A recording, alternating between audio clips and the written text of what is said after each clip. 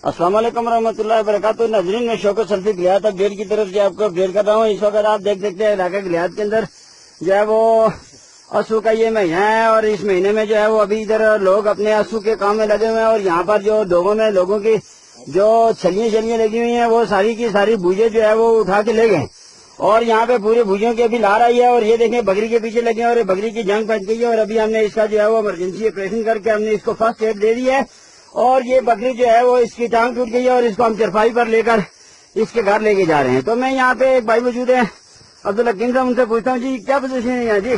कोई भूजे है ना, भूजे से तकरीबन 40 भूजा था पीछे लगा उसका टठी। अच्छा, उसका टठी मेरा था थी उल्टी जंग पे इसी मेरा सीधी करी तो बदी जाए।